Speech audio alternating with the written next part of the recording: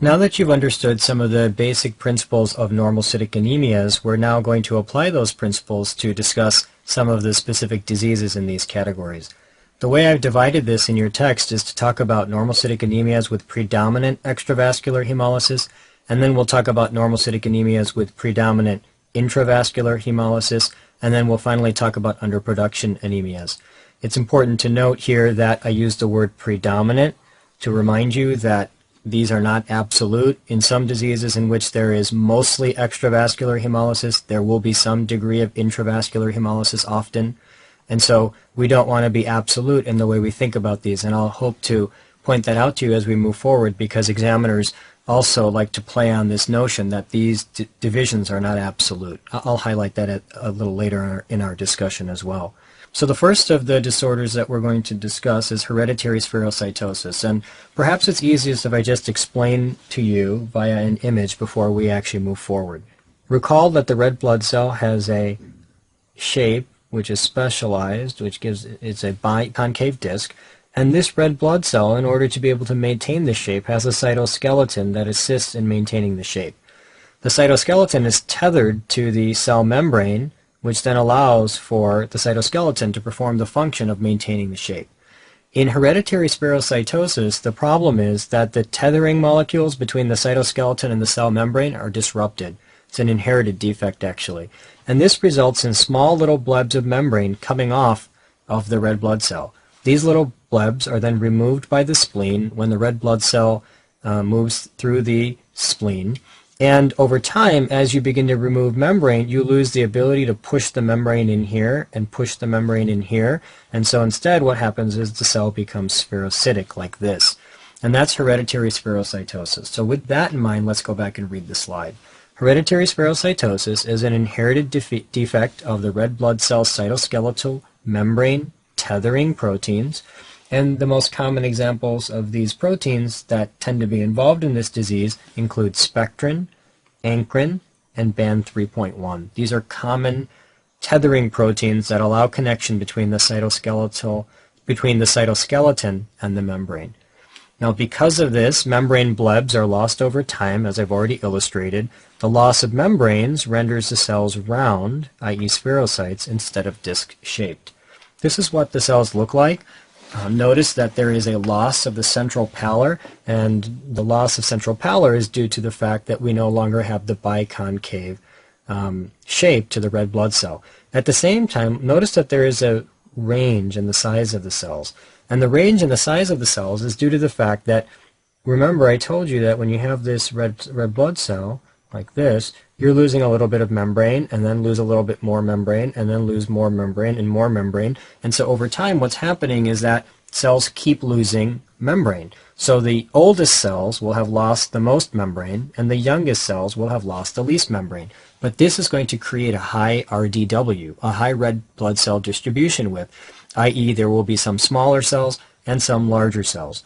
And I don't think that's hard to remember if you understand the basic pathology behind this disease. In the end, once you get spherocytes that are very small, they'll be less able to maneuver through the spleen. And when they're less able to maneuver through the spleen, they'll be consumed by the spleen, which will then cause the anemia. Otherwise stated, there really is no problem with having spherocytes.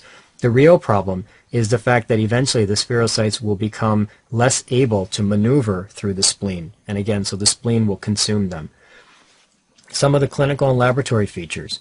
They include spherocytes with a loss of central pallor, I've already shown you that, an increased RDW, I've already explained that, and an increased MCHC. What's MCHC? The mean corpuscular hemoglobin concentration. As you begin to shrink down the cell, the cytoplasm remains about the same, and so the hemoglobin gets more concentrated within that cell. And that is measured by the mean corpuscular hemoglobin concentration. And it really is probably, for your purposes, the only disease where you're actually going to see an increased MCHC. The only other example I can think of would be autoimmune anemia. But in autoimmune anemia, as I'm going to show you later, you have a very similar process going on. And again, you also get the production of spherocytes. But we'll talk about that in a few minutes. In addition, patients are going to have splenomegaly. Why do they have splenomegaly? Because the spleen is where the consumption of the spherocytes is occurring.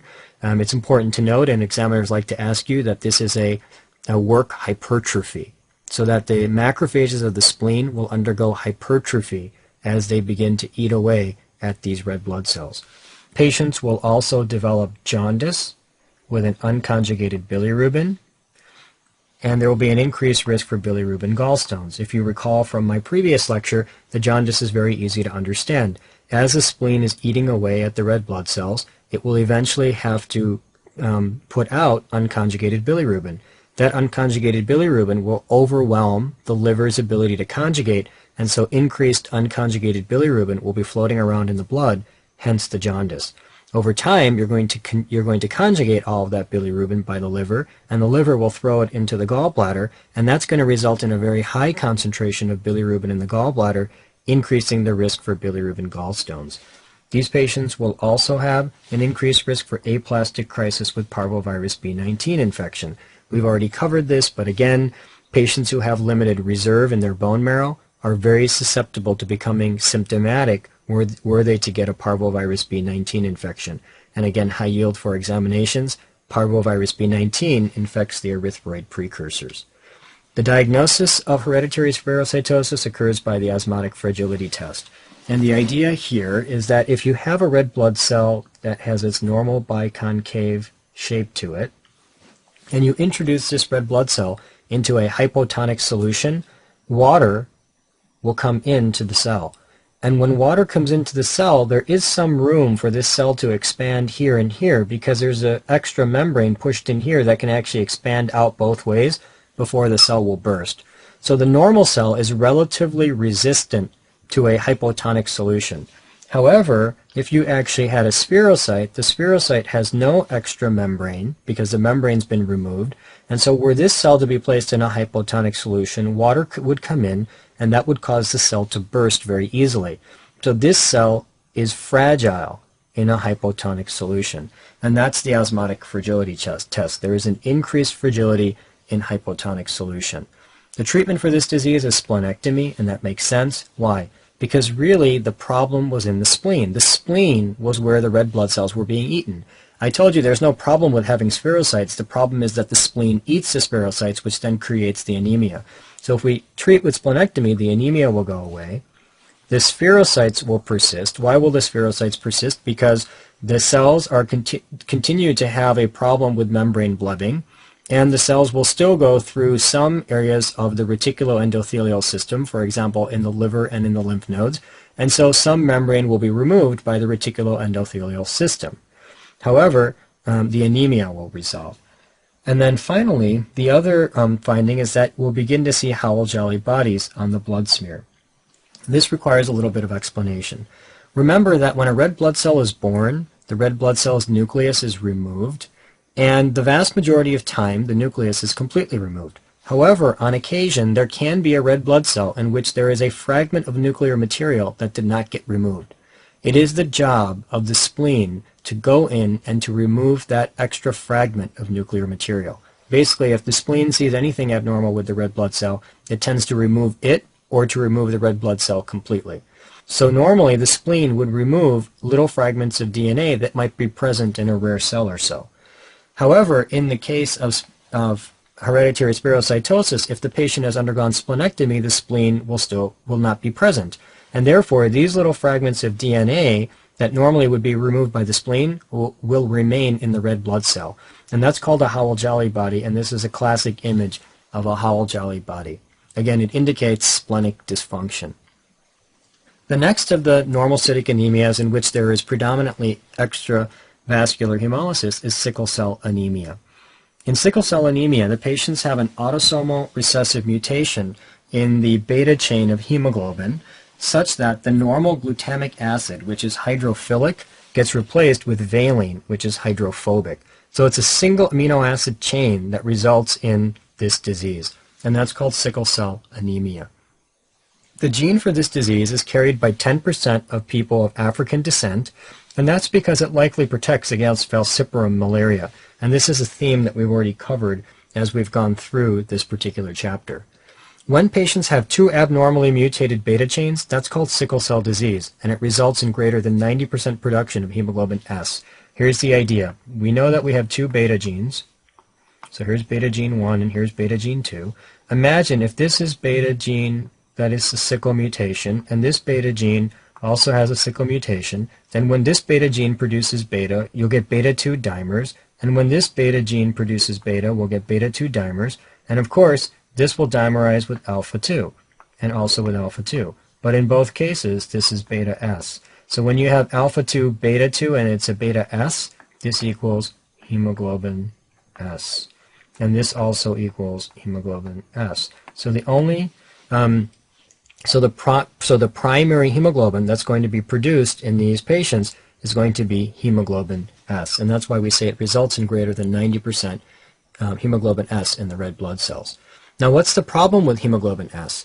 It polymerizes when it's deoxygenated.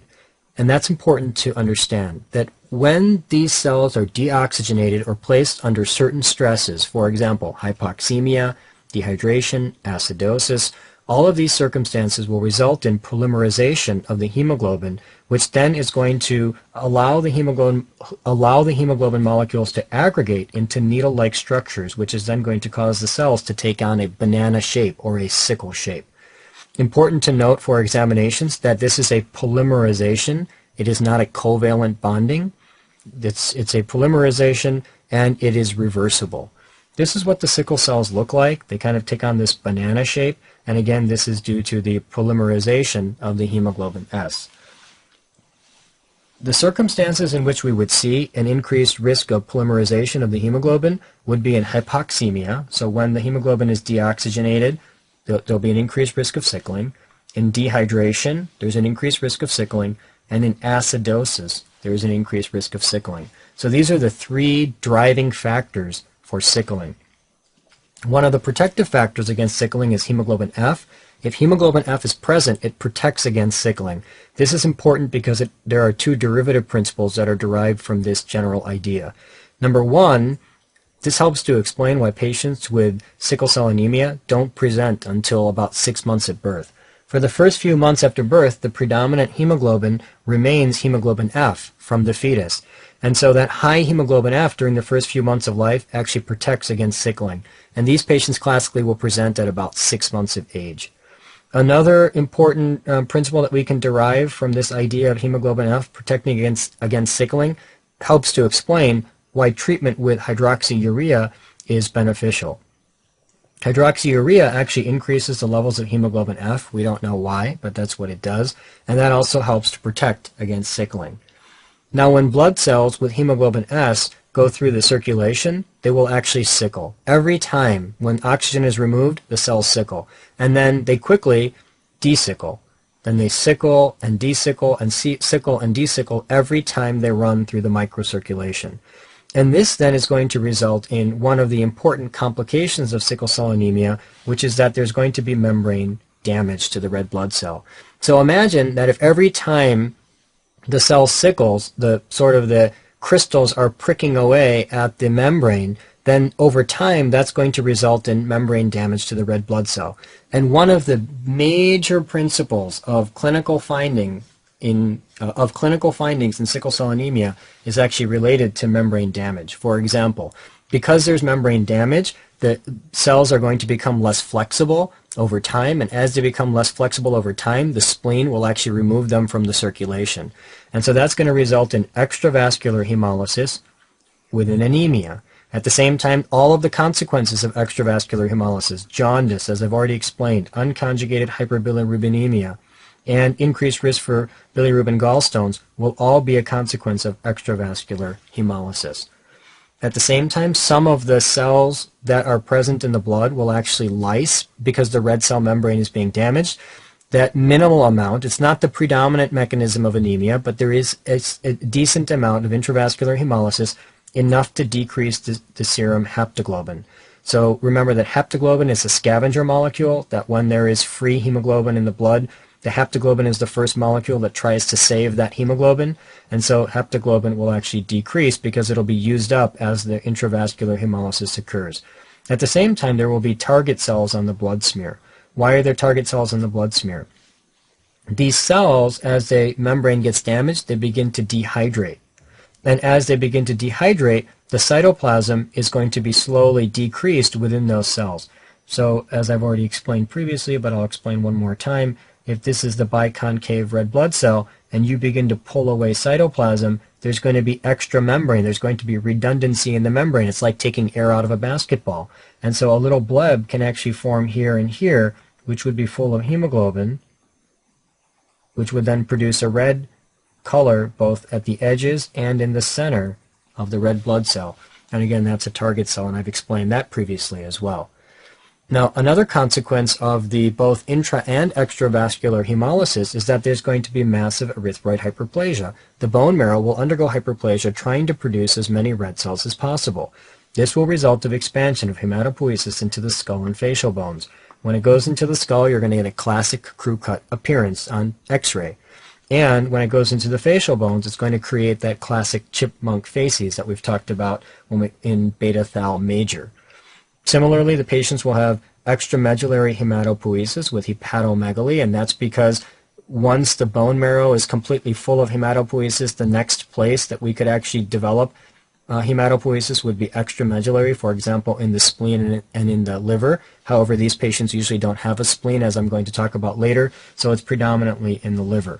There's also going to be a risk of aplastic crisis with parvovirus B19. Again, we've already talked about that, so these discussions now are becoming easier as you're more familiar with some of the themes that apply to red blood cells. Another consequence of sickling is that eventually you can develop irreversible sickling, and so this is sort of the second major problem. One problem was red blood cell damage, which then resulted in the anemia and all of those complications I've already discussed. A second major problem is irreversible sickling. The irreversible sickling leads to vasoocclusion, and vasoocclusion can then result in infarction of tissues. The first classic example of vasoocclusion would be dactylitis. Dactylitis refers to swelling of the bones of the hands and the feet, usually due to vasoocclusive infarction. This is the common presenting sign in infants, a very common presenting sign. Examiners like to show you pictures in which they have pictures of swollen fingers and hands of usually an African American infant, and then a classic vignette of sickle cell anemia, and then you'll have to recognize that the patient has sickle cell anemia or have to identify some derivative principle about sickle cell anemia. So dactylitis is very high yield to be familiar with.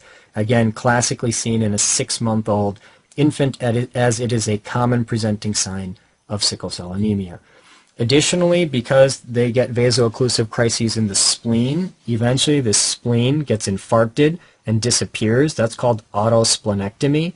It results in a shrunken fibrotic spleen. Loss of the spleen then results in a series of problems. Number one, if the spleen is no longer present, the primary source of antibody production, which is the spleen, is lost, and there's going to be an increased risk of infection with encapsulated organisms.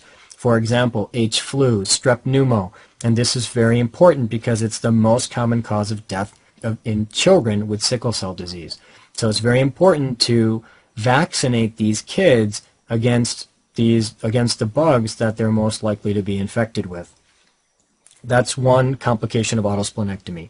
A second complication of autosplenectomy is an increased risk of Salmonella osteomyelitis. And whereas the most common cause of osteomyelitis overall is Staph aureus, in patients with sickle cell, the most common cause is Salmonella. And then the third consequence of autosplenectomy is Howell-Jolly bodies on blood smear. I've already explained this to you. Red blood cells normally remove the entire nucleus. However, in some cases, the nucleus may not be completely removed, and it's the job of the spleen to go in and remove that little extra bit of nuclear material. If the spleen is not present or not functional, that extra material will remain in the rare red blood cell where it actually was present, and that's called a Howell-Jolly body, and I've already explained this just a few moments ago as well. Additionally, vasoocclusive crises can occur within the vessels of the lung, and that's called acute chest syndrome, vasoocclusion in pulmonary microcirculation.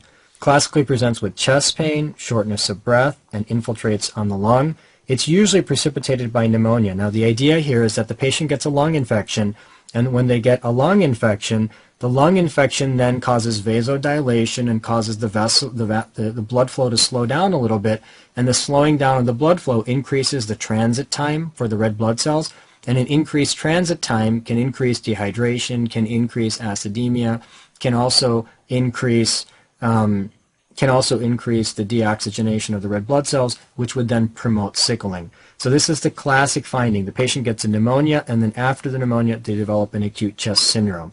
Important to note because this is the most common cause of death in adults. So in summary, what I would say is that the presenting sign is dactylitis. The most common cause of death in kids is going to be infection with encapsulated organisms, and the most common cause of death in adults is actually acute chest syndrome. Vasoocclusion can also result in pain crises, for example, in other bones, in other organs, in other tissues. You can get a vasoocclusive crisis in the kidney, and that can result in renal papillary necrosis, and the classic finding in renal papillary necrosis is gross hematuria and proteinuria. And so these are all complications of vasoocclusive crises. Now, of course, sickle cell is a very complicated disease, and we could discuss many, many more findings, but this is sort of the take-home paradigm that you need to bury away in your mind.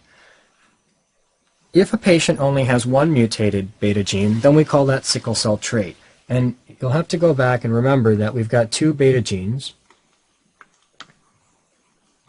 and this is beta S, and this is beta, the normal beta. So this patient has one mutated gene and one normal gene. Now when they make this beta, they're going to make beta 2 tetramers that are normal, and when they make this beta, they're going to make beta 2 tetramers that are sickle, and of course alpha 2 will join here and alpha 2 will join here, and so these patients will produce both hemoglobin A, this is hemoglobin A, and they'll also produce hemoglobin S. So now they're producing both hemoglobins. What's important to note here is that the production of beta is a little more efficient than the production of beta S, and so they'll actually get, like for example, 55% hemoglobin A and maybe 45% hemoglobin S.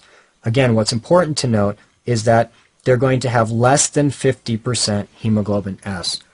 Why am I highlighting that? Because you need about 50% of hemoglobin S to actually sickle. And if the patients have less than 50% hemoglobin S, they won't sickle. So generally, these patients who have sickle cell trait are going to be asymptomatic. That's because red blood cells with less than 50% hemoglobin S don't usually sickle in vivo. There is one exception, however, and that's the renal medulla. In the renal medulla, there's extreme hypoxia and hypertonicity, and that extreme hypoxia and hypertonicity results in sickling. The patients get microinfarctions. Initially, it presents with microscopic hematuria. Eventually, the classic finding is a decreased ability to concentrate the urine. All of that is high yield concerning sickle cell trait. Generally speaking, whether we're talking about sickle cell anemia or sickle cell trait, it's important to note some basic laboratory findings. Sickle cells and target cells would be seen in sickle cell disease, but not in trait.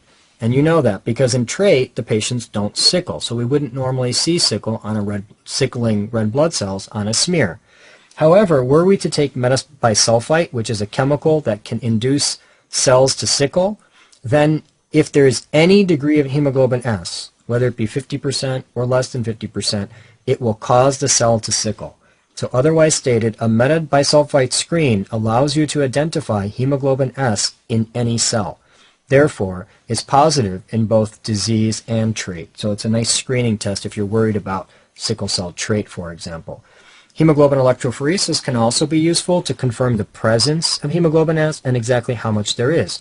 So, for example, in disease, we know that the vast majority of hemoglobin will be hemoglobin S, and then there'll be some F and some A2. But there will be no A because there is no normal beta chain. Remember, hemoglobin A is really composed of alpha 2 and beta 2, and these patients don't have any normal beta 2.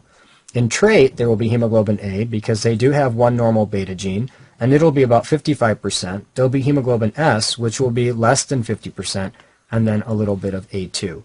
So this is important again, but I've already highlighted some of this in our previous discussions.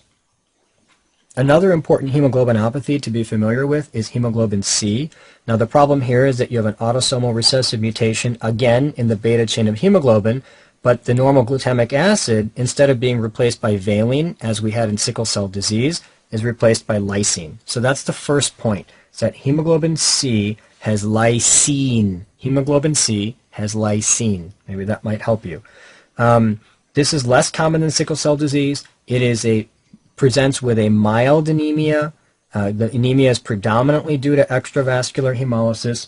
But what's most important about this disease, especially for examination purposes, is that you characteristically see hemoglobin C crystals on the blood smear. And this is the classic hemoglobin C crystal. So lysine and hemoglobin C crystals. That concludes our discussion of normocytic anemias with mostly extravascular hemolysis, and our next discussion is going to be normocytic anemias with mostly intravascular hemolysis.